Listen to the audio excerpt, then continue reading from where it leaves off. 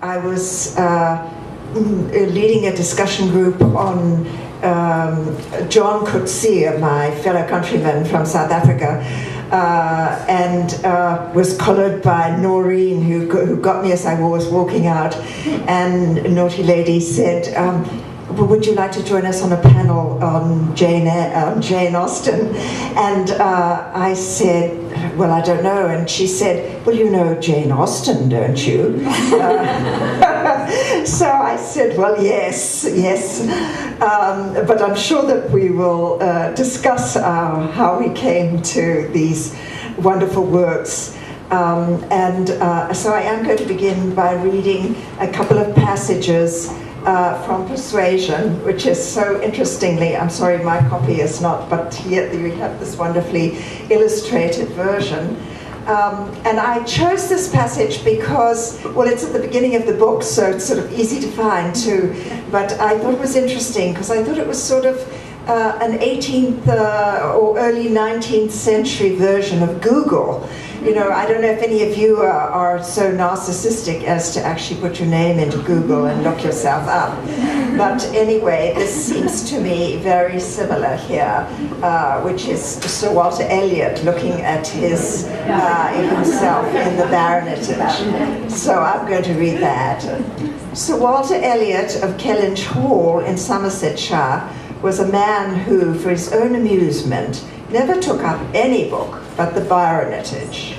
There he found occupation for an idle hour and consolation in a distressed one. There his faculties were roused into admiration and respect by contemplating the limited remnant of the earliest patents. There any unwelcome sensations arising from domestic affairs changed naturally into pity and contempt, as he turned over the almost endless creations of the last century, and there, if every other leaf were powerless, he could read his own history with an interest which never failed. This was the page at which the favorite volume always opened, Eliot of Kellynch Hall. Walter Eliot, born March 1st, 1760, married July 15, 1784, Elizabeth, daughter of James Stevenson, Esquire of South Park, in the county of Gloucester. I'll skip a little bit here. Precisely such had the paragraph originally stood from the printer's hands, but Sir Walter had improved upon it. Unfortunately, we can't do that with Google. We're stuck with what they write about it.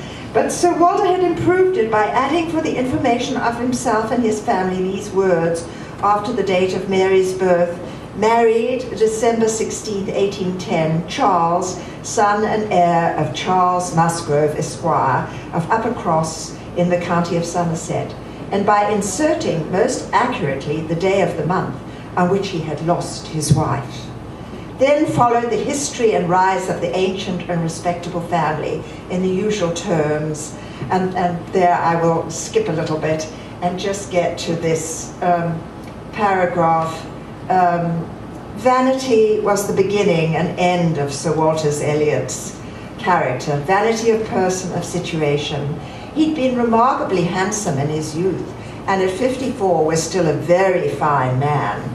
Few women could think of their personal appearance more than he did, nor could the valet of any new-made lord be more delighted with the place he held in society.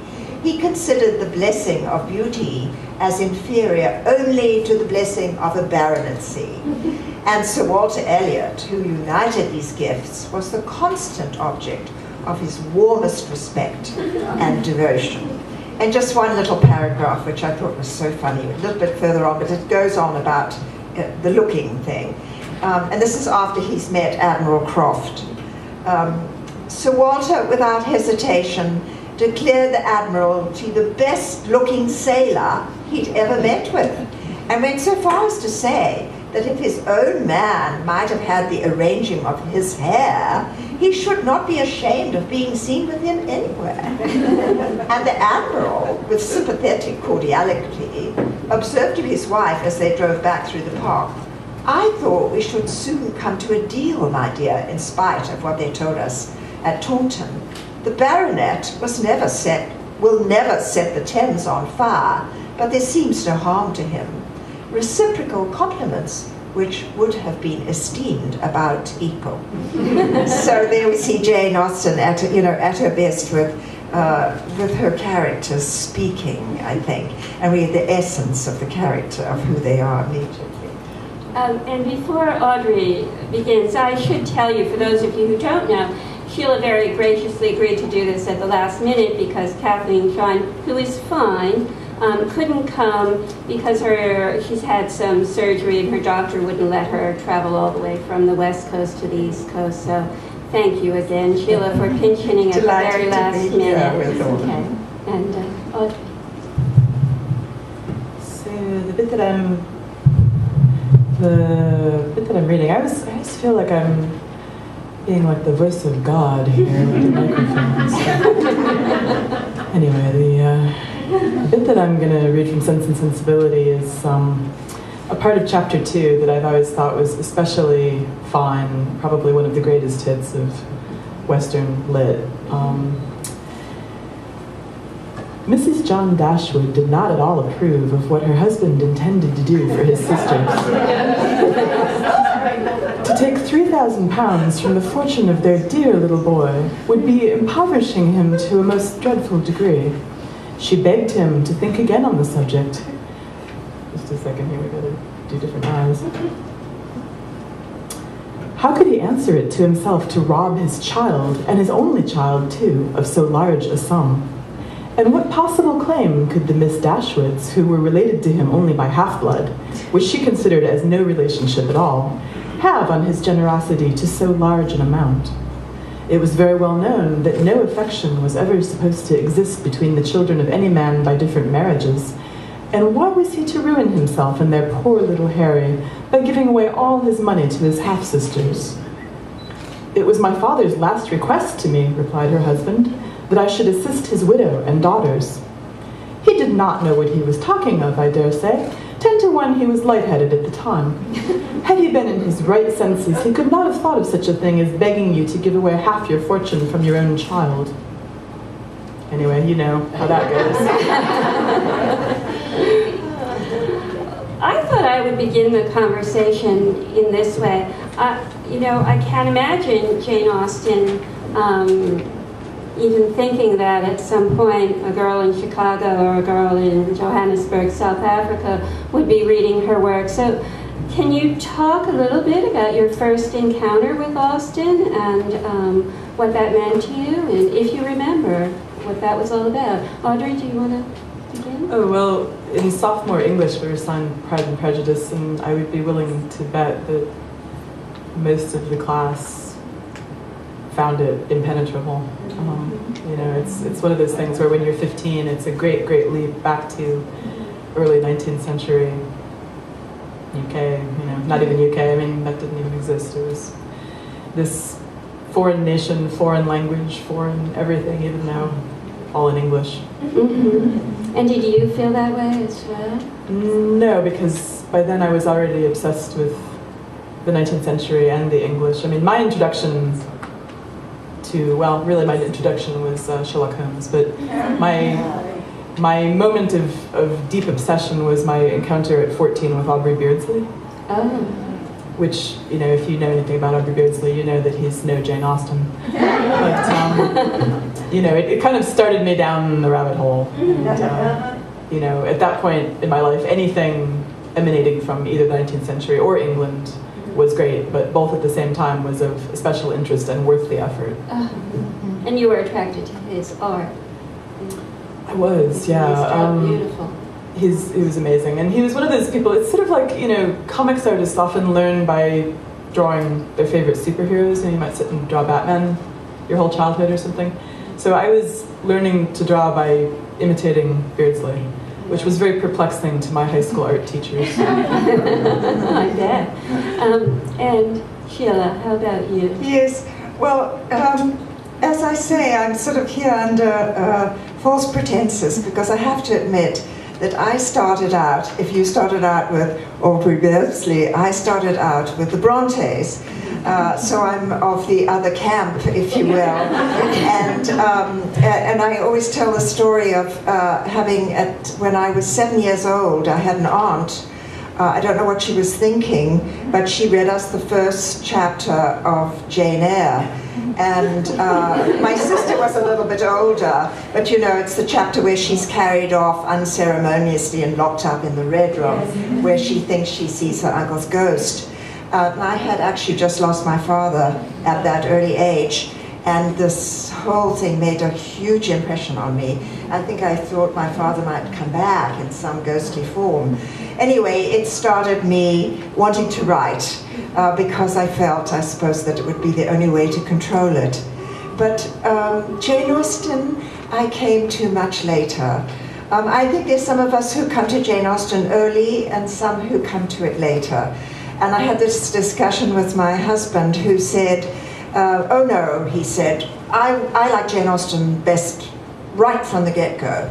But he's a doctor, and if you look at his desk and my desk, his desk is very neat, whereas mine is, messy. And I think in a way, maybe these are the different personalities in a way. So it took me a while to come to Jane Austen. And I think when we read it in school, and I have these books still that I have kept. Here's My Persuasion, if you can believe that, from nice when cover. I was 12 or whatever. It took me a while to, and as I grew older particularly, I think I appreciated it more and more, and appreciated it for the firstly, I think the ability to create these wonderful fairy tales, because they are fairy tale worlds, but so extraordinarily well anchored in reality through various means like humor and dialogue and all the tricks that she uses that we've just had read to us here a little bit of. So it was a gradual process for me coming to really, so that coming here, and I knew I was supposed to be here at a certain time and that, but I thought, well, I better just kind of reread a bit of Persuasion before I get here. I almost missed my stop because I was once again just drawn in by this wonderful ability, I hardly know what it is, to create a scene with precise details that we're drawn in from the get-go. It's so interesting that you mentioned fairy tales. I'm so curious to hear, Audrey, what your process was to how did you envision the novels, and how did you move toward these particular covers? And they're so beautiful, and they're almost fairy tale-like, and I wonder what your process was about and how you decided on them. Well, first of all, these books, as you might or might not know, are part of a wonderful series that Penguin's doing where they're reissuing a lot of classic novels with covers by contemporary comics artists. And so, you're getting things by Art Spiegelman and R. Crumb and Joe Sacco and just wonderful, wonderful people who are bringing an approach to these books that's pretty different from the starting place you might take if you were going to illustrate the cover without that filter of comics, the idea of comics. So I was, first of all, thrilled to be asked, because I'm not R. Crumb or anybody super eminent in the comics world. And so I started, of course, by rereading the book, which is always interesting because the book you remember is never the same thing as the book you read. Yeah. I've long ago discovered that you could probably just keep rereading the same thing, over and over and over again, and it would still be like having a library if the book is good, which of course these are good enough to reread in depth, many times. So Persuasion wasn't what I quite remembered. The thing that really struck me about it this time through was how trapped Anne is, how young she is.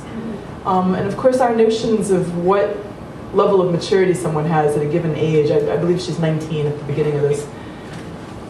19 then, you were halfway through your life. These days you're barely out of the starting block. So to me she seemed phenomenally young, and of course she's already had these experiences that have caused her to sort of withdraw and be all sort of damaged and sad. And so from the very get-go, what was striking me was how whenever the word persuasion comes up in the text, it's almost like this terrible blot that's sort of obscuring the sun for her, this thing that's happened to her where she's allowed herself to be persuaded. And so it was a fairly easy jump to the idea that the title of the book would be sort of strangling or menacing her. So this was actually one of those lovely things where you have a notion, you make a sketch, you email it to the wonderful art director, and he says yes, and then you make the final art and you send it to them, and everybody says yay, and it comes out great, and you're all happy. So then, greatly to my surprise, they said, oh, and would you like to do another one, which I didn't think they were letting anybody do two. Is that true? That's true. Yeah, so I got to do two. So I felt like some sort of, popular girl. And so, I think we all thought, oh, this will be, Sense and Sensibility. Of course, we all have, very pronounced ideas about this. And so I reread it, and again, it had wiggled away and become something else. And so what I was initially seeing about it was how sort of merciless the whole business of getting married was, and the stakes were so high, and as a woman you had really very few weapons in this battle. And so here are, our good sisters who are trying very different sets of weaponry. You've got reason and you've got romance.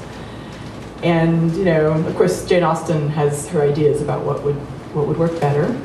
And since she's God, she gets to, make it work out that way. And so I actually went through 3 different designs for this because my first design was too weird. I was thinking about it in terms of the whole book being this kind of battle between head and heart. And so it was, my original design was kind of like Jane Austen via Max Ernst. And so literally one of the sisters has this big brain with eyeballs and the other for a head, and the other sister had this like anatomically correct heart with eyeballs for a head. And everybody at Penguin went, yo, Audrey. We don't think Jane Austen's readers are really going to dig that. And I'm like, yeah, but what about Max Ernst's fans, So that didn't work out. And so then I veered off in the opposite direction and made the next one too sweet, which of course isn't what this series of covers is about.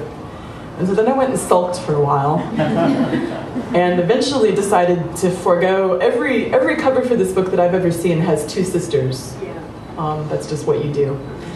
And I thought, okay, forget the world of human beings, let's go look at objects. And so it started, again, I'm trying to get this balance between reason and turbulence. And so we ended up with, the tornado in the teacup.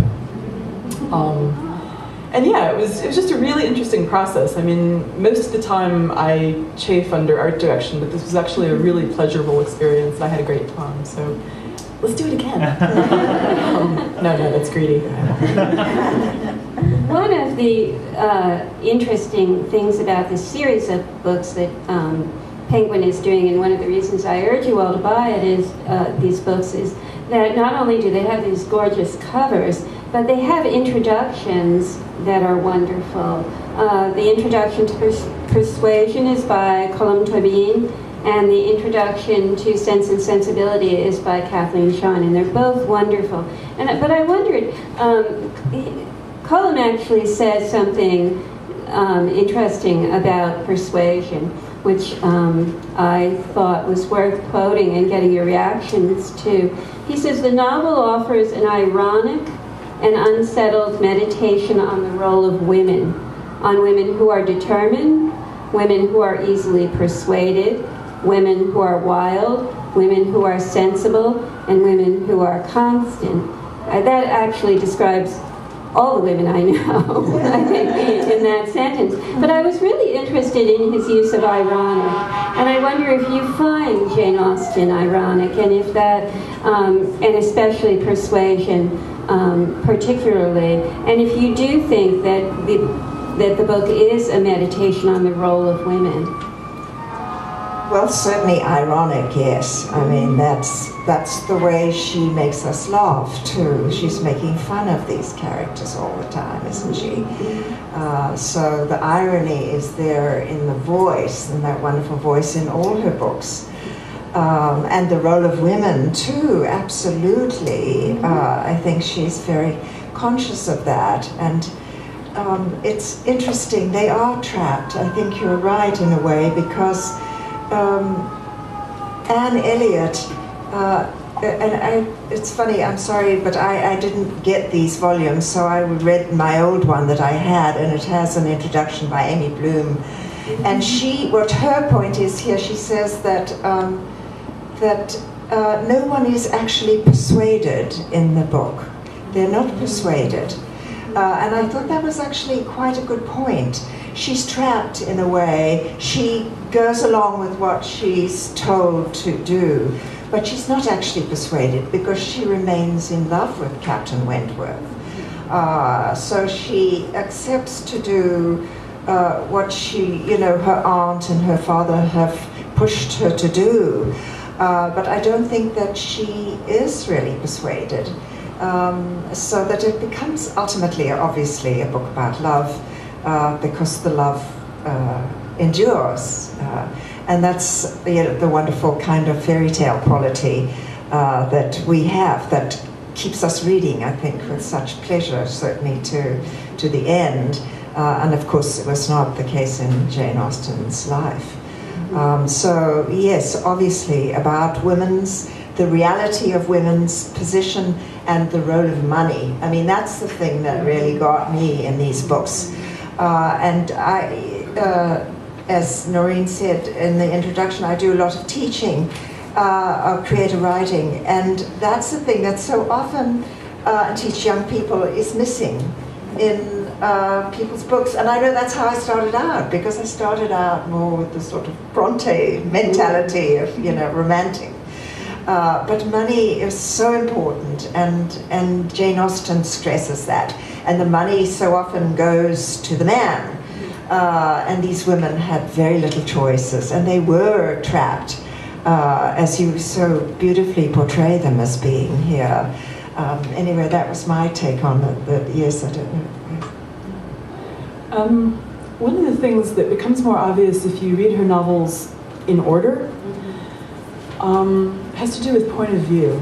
I myself, and I'm not a big expert, do not recall her giving point of view to any male character. Am I wrong? Yeah.